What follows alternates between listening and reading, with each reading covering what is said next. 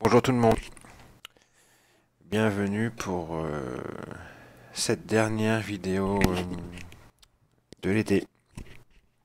Oui, c'est la dernière vidéo car à partir de ce soir, je ne serai plus chez moi, je pars me reposer dans le un peu plus bas, dans le sud, et donc je n'aurai pas accès à mon, enfin, je me repose la tête quoi. Pas de trading, pas d'analyse, rien pendant 15 jours au moins. Parce qu'après, les choses sérieuses reprennent début septembre, on reprend le réel après avoir fait une pause de 2 mois cet été. Euh, je me suis bien entraîné en simu, car il était hors de question que je trade en réel cet été. Euh, on est une bande de traders avec nos petites habitudes. Les market profilers et les volume profilers ont des vieilles habitudes, des habitudes de vieux gars, même si c'est pas des vieux gars. Et on traite pas l'été. On traite pas le lundi matin et on traite pas le vendredi après-midi. Et certains traitent carrément pas le lundi ni le vendredi. Surtout pas l'été en plus. Bref. Donc c'est la dernière, the last one de l'été.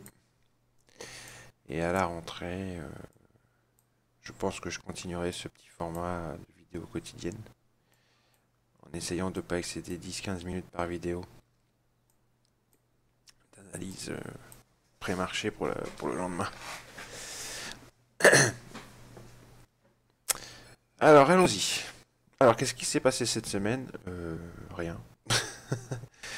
Voilà, comme je le pressentais, on va pas prendre de grosses décisions dans la direction des prix cet été, hein. Un coup on va au nord, un coup on va au sud. Alors les market makers du DAX, les deux ou trois market makers qui sont sur le futur, le contrat futur DAX, sur le REX, dont je me souviens plus le nom, ont profité du news flow pour laver les stops au sud et ensuite les laver au nord. Ils ont fait la machine à laver, mais ça c'est... Voilà, c'est... En plus d'offrir de la liquidité, c'est un peu... En plus d'offrir de la liquidité, c'est leur boulot, quoi, hein. Non seulement ils offrent de la liquidité, mais ils vont en prendre aussi. Donc à part ça, à part ces manipulations de market maker, puis c'est leur travail, hein, de toute façon c'est normal. Il y a rien eu, quoi, pour l'instant, cet été. Encore moins ces 15 derniers jours d'août.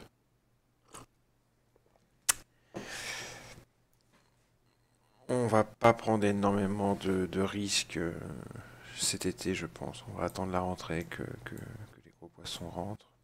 Je pense, hein. Enfin, en tous les cas, c'est ce qui se passe, c'est ce que je dis depuis 2 mois, et puis c'est ce qui se passe. Sur le DAX, moi je dis, on est en train de travailler autour d'un pic, puis voilà, quoi. Ce pic-là. Et puis voilà, on va pas prendre d'autres grosses décisions. Alors, on reviendra sur le DAX plus tard. Commençons par une petite image du VIX qui est très parlante. Voilà, le seuil d'alerte que j'avais posté il y a une quinzaine de jours. Bon, on ne l'a pas dépassé, donc on l'a touché. Alors ça, c'est un seuil d'alerte c'est moi qui l'ai défini à cet endroit-là, suivant ce que j'ai pu observer déjà durant les années précédentes. Si on dépasse ce seuil, on va direct à la zone 20-23, qui est une zone où la correction se change en réel mouvement de baisse. Ensuite, pour passer de la zone des 20-23 à la zone de panique entre 27 et 31, c'est autre chose. Mais voilà, il y a une zone ici entre 17 et 18 qui est une zone d'alerte. C'est comme sur le dollar. Il y a une zone que j'avais tweeté également, il y a une dizaine de jours. Le point pivot, c'est pareil. C'est une zone cruciale à dépasser ou pas. Donc vous voyez, le VIX s'est cantonné en dessous de sa zone, le dollar index s'est cantonné en dessous de sa zone. Aucun mouvement d'importance, aucun mouvement cruciaux. Rien ne se passe. Ok. Donc si rien ne se passe sur le VIX, rien ne se passera sur les indices. Hein. Le yen, pareil. Le yen, pareil. Le yen, il est toujours dans son range. Alors, je vous ai donné un magnifique trade à faire parce que je vous avais dit le retour ici sur la VAH Surely se fera et il y aura certainement une réaction. On est dans un range depuis un an. Voilà, on est arrivé en bas du range et il y a eu réaction. Ok. Donc ça, c'est un des magnifiques trades que vous pouviez faire en étant observateur et en écoutant un petit peu ce que je vous raconte. J'espère que... Je sais que pour certains, ça sert. Je reçois beaucoup de messages de remerciements. Mais j'espère que ça sert vraiment pour une grande partie d'entre vous, mes vidéos. J'espère vraiment. Je ne dis pas que des bêtises, écoutez bien, regardez bien. Il y a parfois des trucs pas mal. Donc voilà, le yen c'est pareil, il reste cantonné dans ce range là, autour de ce pic. Voilà, il n'y a aucune décision qui est prise, ni à la hausse ni à la baisse. Le VIX c'est pareil, aucune décision prise à la hausse ou à la baisse. Le dollar index c'est pareil, aucune décision n'est prise à la hausse ou à la baisse. Ça va venir. Et pour l'instant, rien. Ok. So, allons-y. Commençons par le Spoose, notre ami le Spoose en monthly. Bon, le monthly, on le regardera à la fin du mois. Hein. On va pas s'emmerder à regarder ça maintenant. Regardons le Spoose en daily. Hop, voilà, notre ami le SP en daily. Écoutez, les indices américains se portent plutôt bien, ma foi. Ils se portent plutôt bien.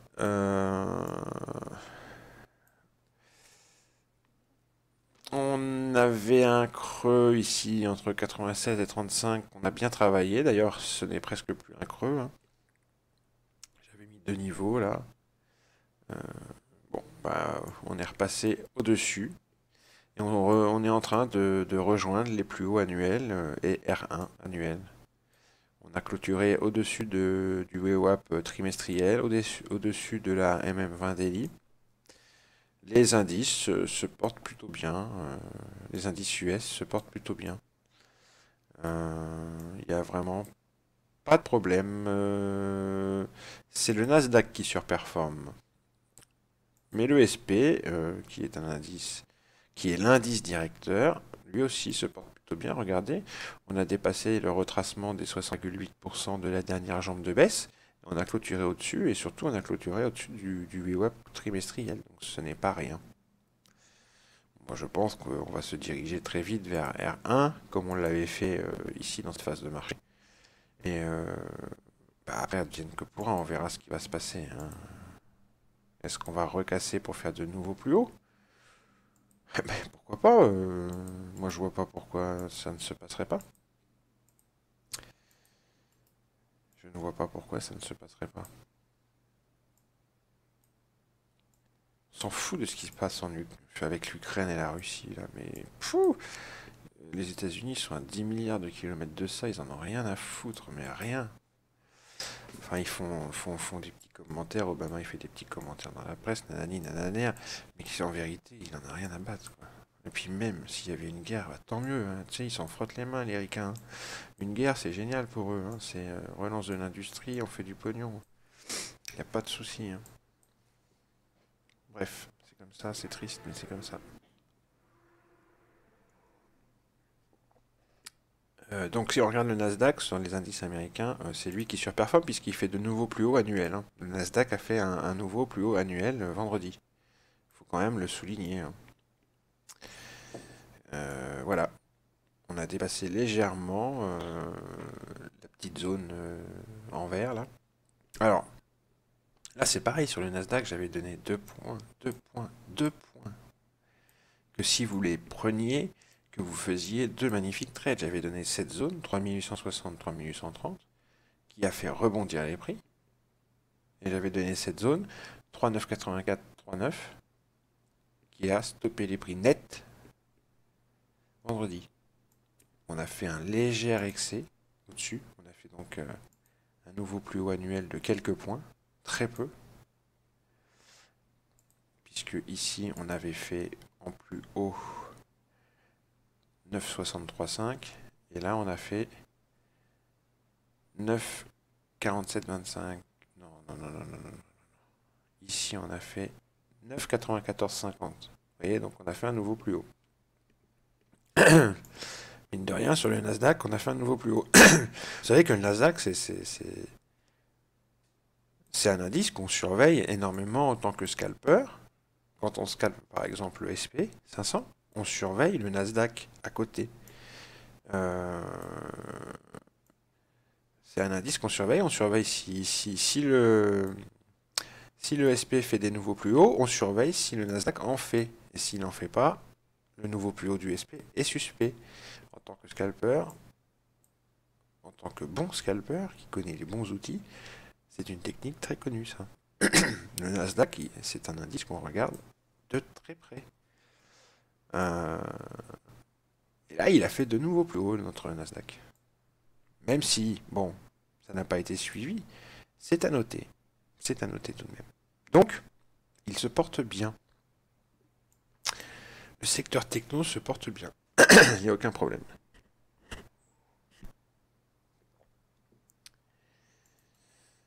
Enfin, ensuite,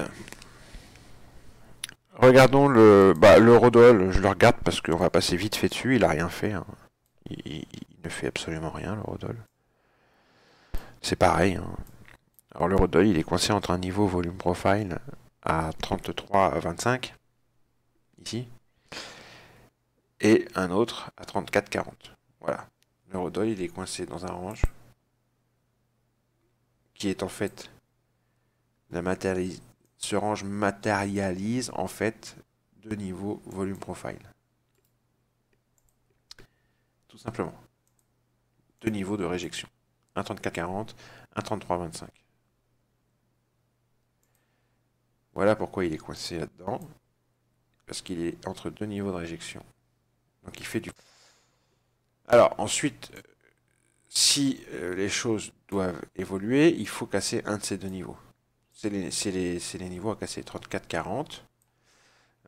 Et le premier niveau est 33,25. Ce sont les premiers niveaux à casser pour essayer de voir un petit peu plus loin. L'objectif nord de l'eurodoll, c'est la VAL yearly et le point pivot ici, avec VWAP trimestriel, aux alentours de 35, tout ce petit monde. Et l'objectif sud, eh bien, c'est ce niveau de réjection à 31,60 ici.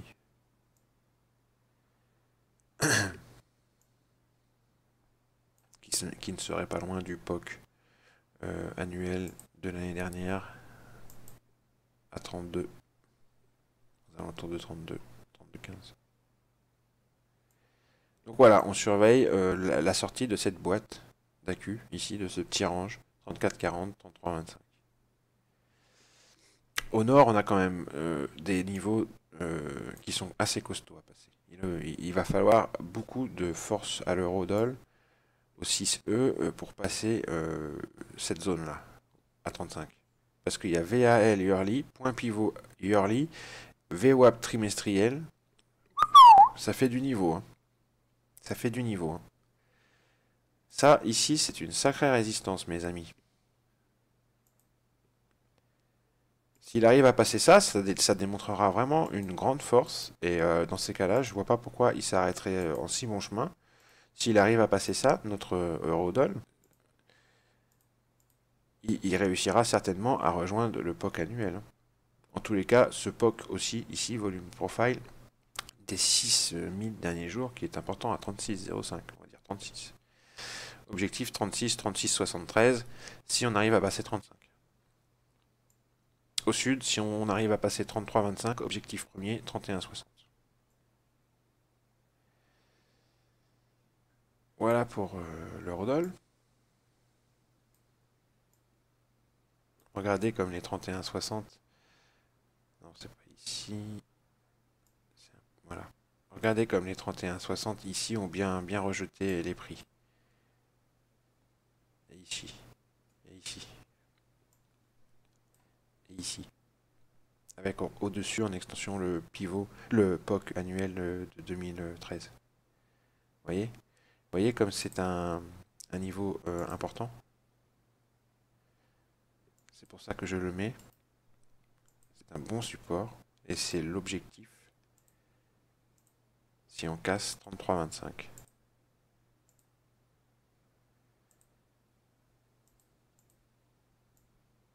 Voilà. On va mettre les valeurs numériques dans la marge. Voilà, c'est l'objectif si on casse 33,25. Je vais mettre mes petites flèches. Si on casse 34,40, cet objectif, le premier objectif, ça se trouve là. Si on casse 33,25, le premier objectif, il se trouve là.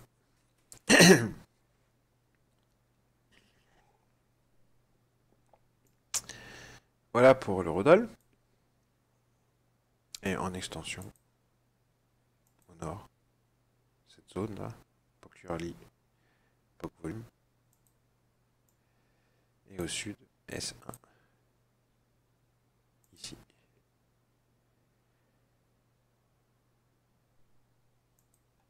Voilà. À 1, 30, 64.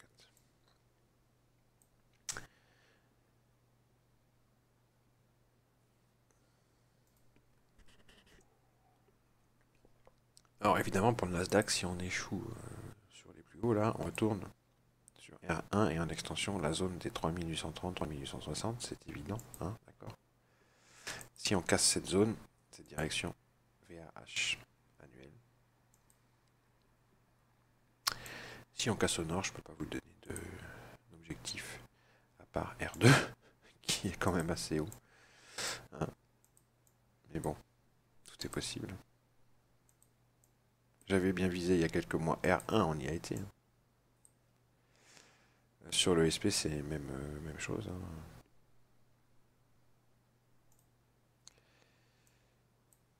Sur le SP, si on échoue sous R1, on retourne dans cette zone. Ici. Sinon, on va vers R2.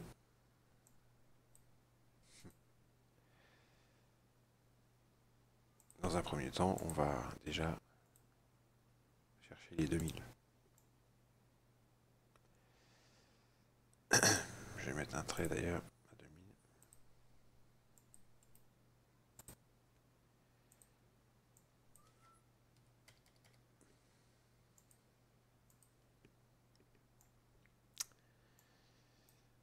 Et sinon, on reviendra dans cette zone-là, faire du rangement. Et surtout, je vois bien cette zone ici, comme une zone de support.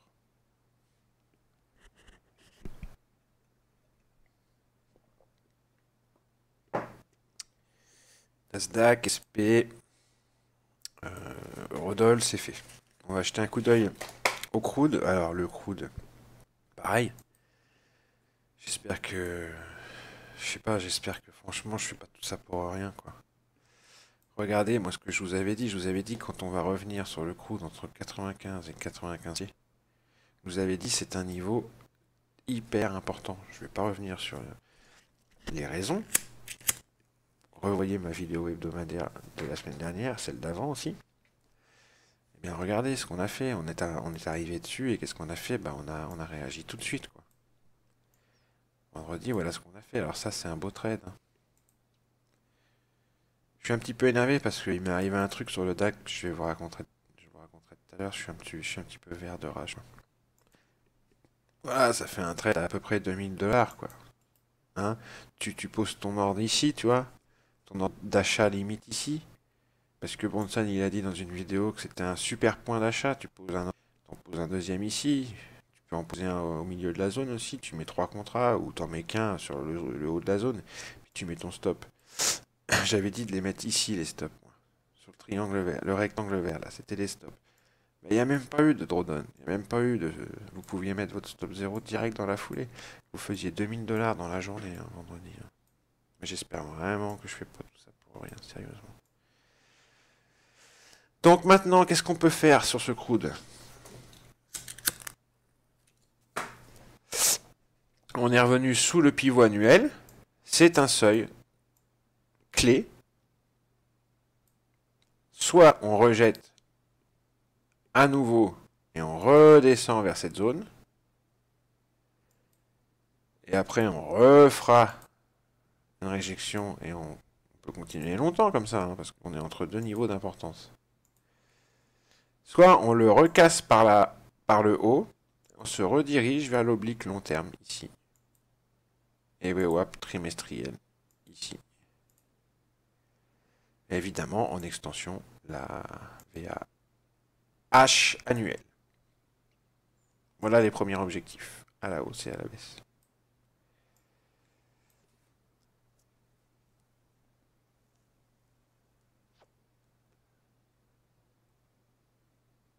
Je suis en train de me demander si on revient ici, est-ce qu'il faut racheter?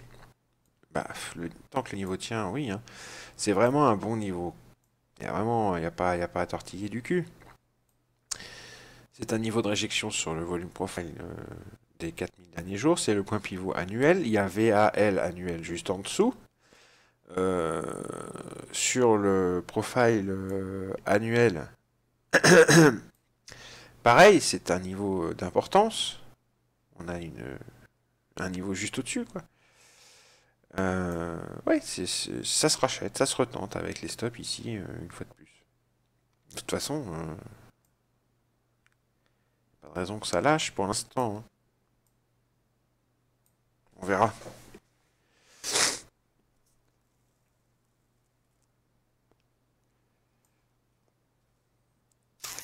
Si ça lâche, on peut positionner sur 93, 96 ici. Hein. Sur ce pic là. Allez, sur 94.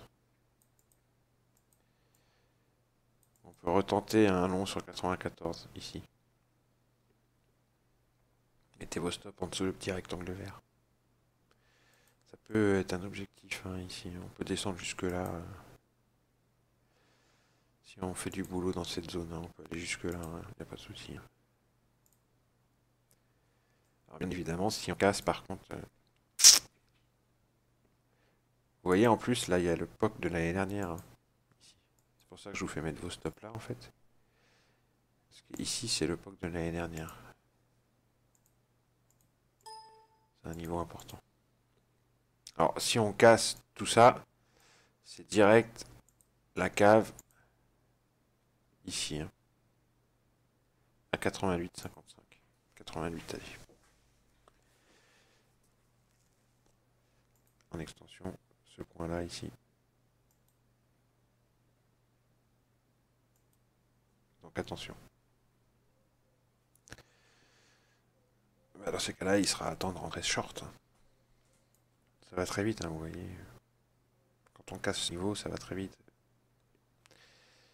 Le gold, il ne fait rien. Il est comme ses petits copains Nasdaq, Spruce. Et crude, hein, le crude ne fait rien non plus. Hein, il reste cantonné dans une zone comme ça. Hein. Le gold, il ne fait rien non plus. Voilà le gold. Il est autour de son POC et il fait du yo-yo autour du POC. Aucune direction n'est prise. Ni dans un sens, ni dans l'autre. Alors je recommence ma petite explication de texte de la semaine dernière. Il y a 3 phases de marché sur le gold.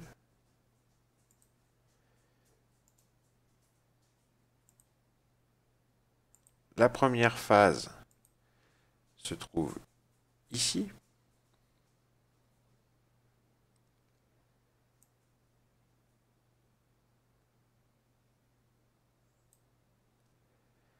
La deuxième phase se trouve ici.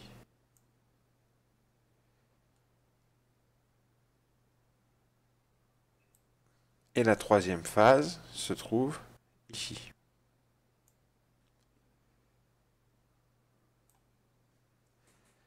pour l'instant, il est dans cette phase-là, le gold. Et il fait du yo-yo là-dedans. D'accord? On le voit bien. Je m'y prends mal. Hop, excusez-moi, j'efface tout ça.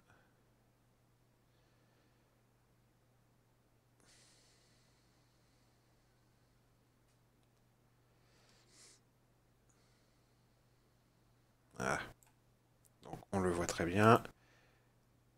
Ici.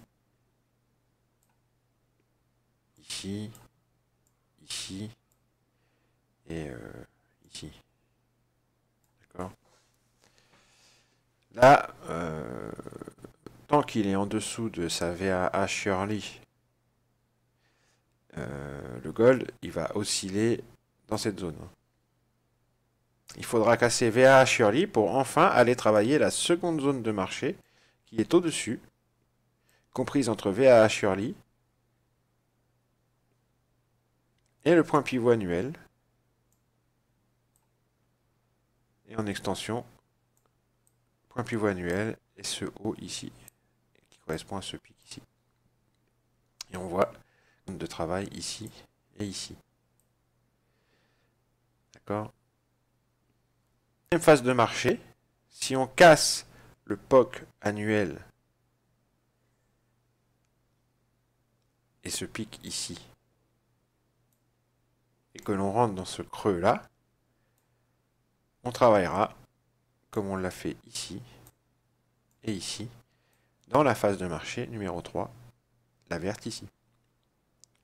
Le gold pour la phase 1, celle du milieu, on surveille VAH annuel et POC annuel.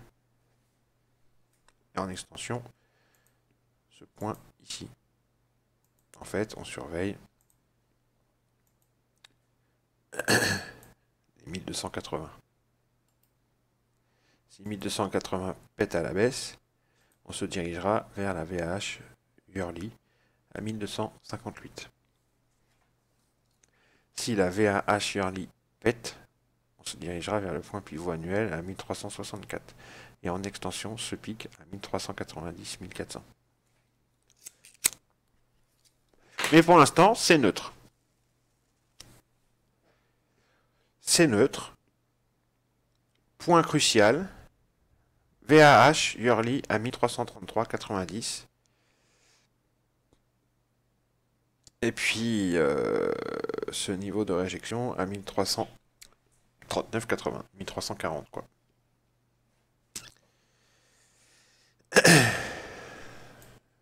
Voilà. Alors, le DAX. Le DAX, bah, voilà. Le DAX, il est resté cantonné dans une zone bien précise. Il a fait un mouvement vers le haut en début de semaine et en fin de semaine, il a retracé une partie de ce mouvement. Les market makers se sont servis du news flow pour nettoyer les stops en haut et en bas en fait. Voilà.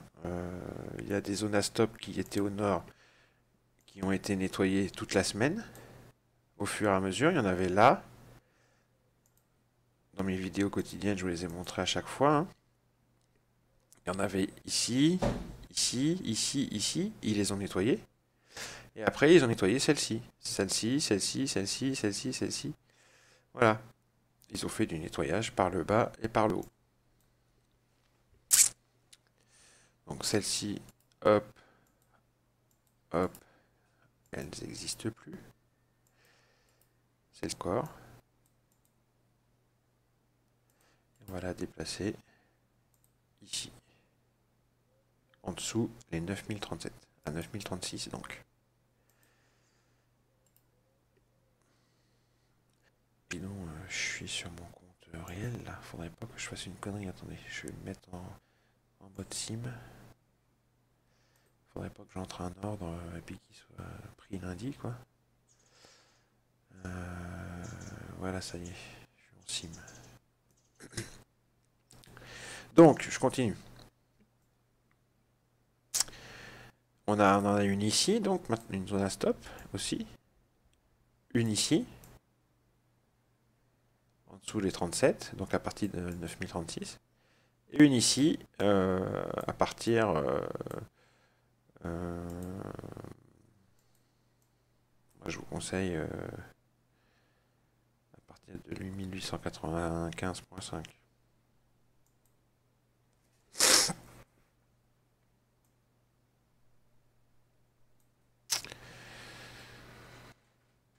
Alors, qu'est-ce qui peut se passer après avoir dit ce qui s'était passé cette semaine? On remarque quand même la magnificence du retracement ici sur VWAP Monthly et le rejet dessus. Donc, la semaine prochaine, si on ne reprend pas VWAP Monthly en clôture au nord, et le POC mensuel au-dessus, on se redirigera vers la VAL mensuelle ici, dans un premier temps. Ça va aller très vite. Et ensuite, il y a une zone ici en vert à retravailler, où on va se diriger très vite en faisant péter au passage cette zone à stop. Voilà. On va aller très vite vers cette zone de travail à faire. Ce qui nous emmène tout droit vers ce creux dont je vous parle depuis longtemps. Cet énorme creux là, où on a déjà été ici, la semaine dernière.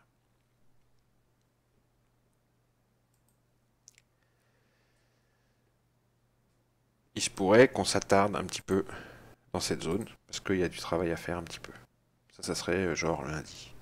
Si on devait baisser un petit peu lundi, si on devait confirmer la réjection sous VWAP Monthly, on irait là lundi et on irait faire un petit peu de boulot là-dedans. Avant de réattaquer le point bas de la boîte d'accu qu'on a fait ces derniers temps avec la zone à stop en dessous.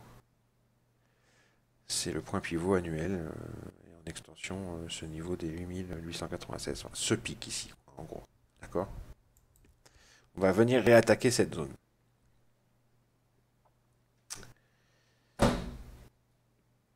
Je vais faire la flèche jusqu'au 8896. Voilà. Et de la réaction sur ce point des 8896 dépendra une continuation de la baisse que je vais matérialiser par une flèche orange comme ça, jusqu'en bas du creux qui se trouve à 8007.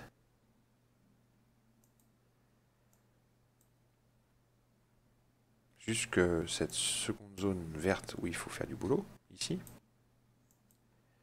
où on marquera un temps d'arrêt, 8007. Dépendra donc soit de la tenue de ce point, dépendra la direction sud, ou la réjection une nouvelle fois pour retourner nord. Dans un premier temps, on recherchera VWAP Monthly époque mensuelle, et ce creux ici, pour peut-être temporiser. Et une fois travaillé dans ce creux, on retournera vers la VAH mensuelle. Voilà. Après, on verra. Après, on verra. Je dis ça parce que pour l'instant, on a en mensuel un market profile balancé, extrêmement joli. Et on travaille dans la value area sans faire d'excès. Vous voyez, on a un profil mensuel extrêmement bien balancé.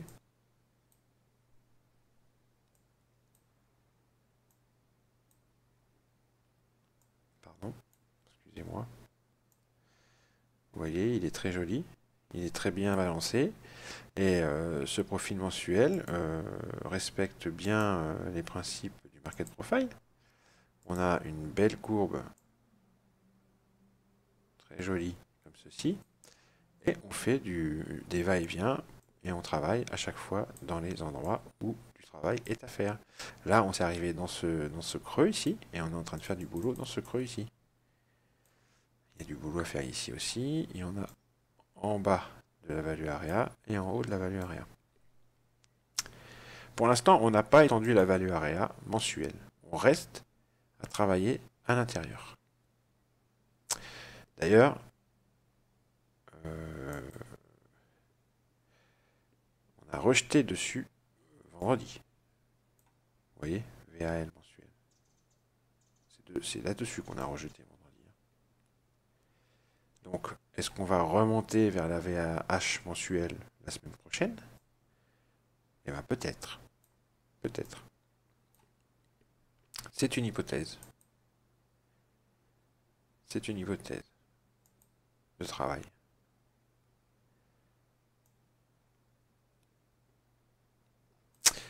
Mais la réjection sur VWAP Monthly me fait dire qu'on va certainement temporiser en dessous de VWAP Monthly et que le risque baissier n'est pas à écarter.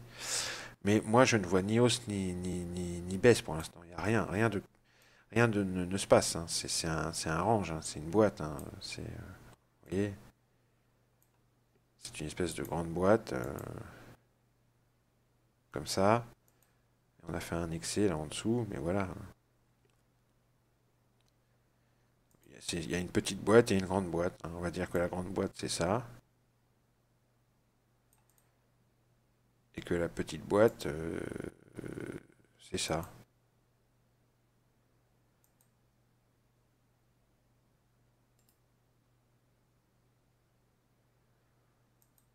Voilà. Bon, allez, je retire ça. Donc pour l'instant, rien ne se passe ni à la hausse ni à la baisse. Ça nous permet de travailler correctement avec des niveaux bien précis, des seuils bien précis. C'est très... Alors évidemment, le profil de vendredi nous laisse derrière lui une grande zone, là, comme ça, où il y a du travail à faire. Et si vous détaillez bien vos petits creux, il y en a là, il y en a là. C'est important de détailler parce que ça permet d'avoir les zones où les prix vont ralentir pour travailler quand on va y aller. Il y en a là, il y en a ici, du travail à faire, et on a ici, et ici. Donc là, évidemment, vendredi, on a fait ça. Donc, lundi, si on reste cantonné sous VWAP Monthly, on va certainement faire du travail là-dedans, hein, parce qu'il y en a un petit peu, et là-dedans. Si on arrive à reprendre VWAP Monthly et qu'on remonte un peu au nord, je pense qu'on restera cantonné ici, entre VWAP Monthly et VAH Monthly, et en extension ce haut ici. Tiens, d'ailleurs, il y a une zone à stop là maintenant. Je pense qu'on restera cantonné dans cette zone-là pour y faire du boulot. Au moins lundi et mardi, je pense que le premier scénario auquel on peut penser, c'est un profil dans cette zone-là, avec beaucoup de boulot à faire ici, et beaucoup de boulot à faire ici.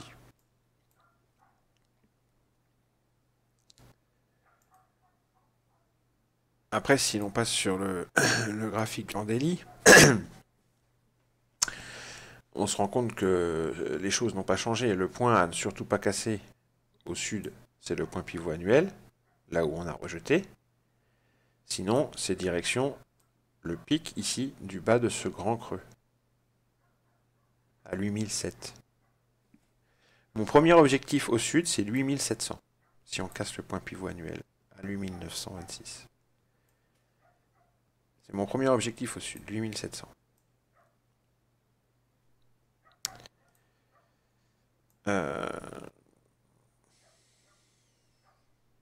Au nord,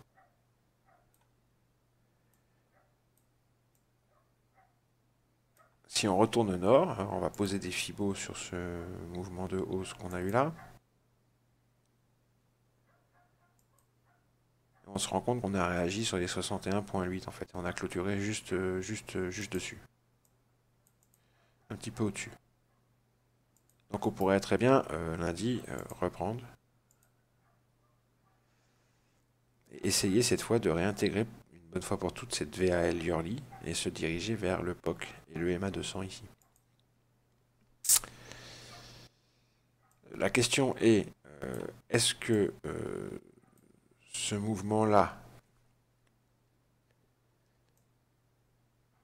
c'est un retracement des 38,2% de toute cette baisse pour repartir au sud, vers les 8007, ou est-ce que ce mouvement-là, ici, c'est un retracement des 61,8 de cette petite hausse ici, pour repartir au nord vers le MA200 et le POC-Hurley. Là est toute la question. On verra ça la semaine prochaine. Il faut impérativement, pour les haussiers, récupérer la VAL du Hurley. Chose qu'on avait commencé à faire en début de semaine, et puis bon, bah, les market makers ont décidé de faire du nettoyage et on est redescendu. Il n'y a pas de panique, on a rejeté sur les 75.5 qui est un niveau volume profile. Donc juste avant, à l'orée de ce grand creux, donc il n'y a aucune panique sur les 61,8 de ce mouvement de hausse ici. Hein, donc il n'y a eu aucune panique, tout va bien. C'est pas le DAX, s'il veut, le DAX, il te fait un chandelier 2 fois plus grand que ça et il te casse vendredi point pivot annuel et il te clôture en dessous de point pivot annuel. Il ne l'a pas fait. Il n'y a pas eu de signal de donner, ni à la hausse ni à la baisse. Donc pour l'instant, on reste un petit peu dans l'expectative, on reste un petit peu dans l'observation de ce qui va se passer. Moi, je suis content d'être un scalper. Je plains les swingers, je plains les traders parce que je sais pas comment ils font pour trouver des points d'entrée. Il n'y a pas de tendance, là, si vous voulez. Il n'y a rien. Hein. On yoyote, là. Donc, être un trader de position en ce moment, ça doit être une vraie galère, quoi. Je suis bien content d'être un scalper, moi, je vous le dis.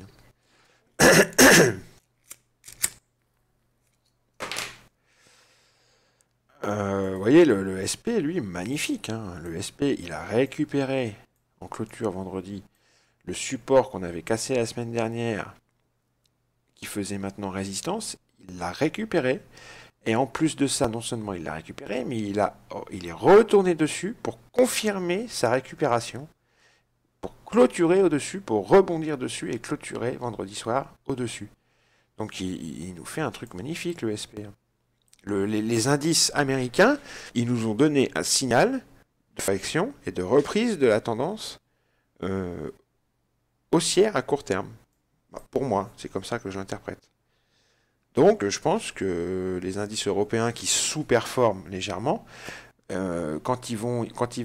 si les indices américains continuent en ce sens, c'est-à-dire que si les indices américains, si le SP, et n'oubliez pas que le Nasdaq a fait de nouveaux plus hauts annuels, de très peu, mais quand même. Donc si le SP rattrape le Nasdaq et que le DAX rattrape le SP, du DAX va être énorme, attention. Hein. De la même manière, vice-versa, si le SP et le Nasdaq décident de rejeter sous les plus hauts ici pour le Nasdaq et repasser sous ce support pour le SP, le DAX doit être. Mais par contre, si c'est le Nord qui est choisi par les indices américains, quand en Europe on va cesser de s'inquiéter pour une phrase dite ou pas dite, et que le DAX est de ces l'effet de rattrapage qu'il va y avoir, hein, si ça va. Attention. Hein. Mais ça peut faire très mal aussi vers le sud. Hein. Je m'en fous de toute façon. Faites ce que vous voulez. Donc vous voyez qu'on a fait un retracement sur les 61,8 là, sur 9065,80 de cette petite jambe. On s'est arrêté dessus et on a clôturé au-dessus vendredi. Je trouve intéressant qu'on ait clôturé au-dessus de ce point bas là qu'on avait fait dans la semaine. J'aurais préféré qu'on clôture au-dessus de cette zone, mais ça n'a pas été le cas. On verra la semaine prochaine.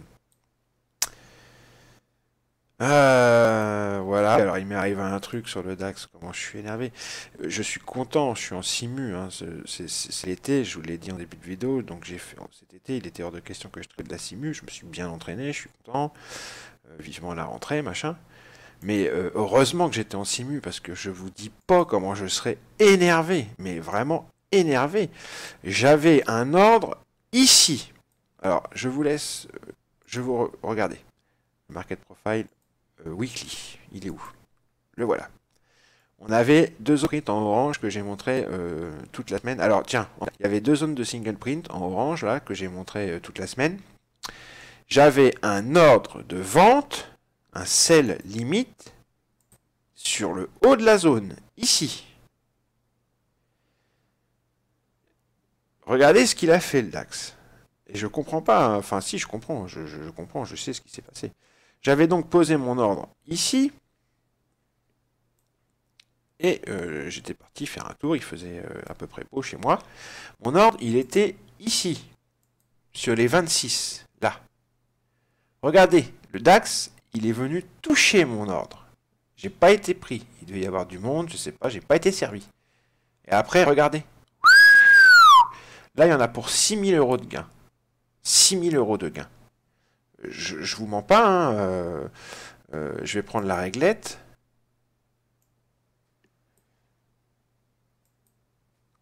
Ah, là, moi, j'étais là. Hein.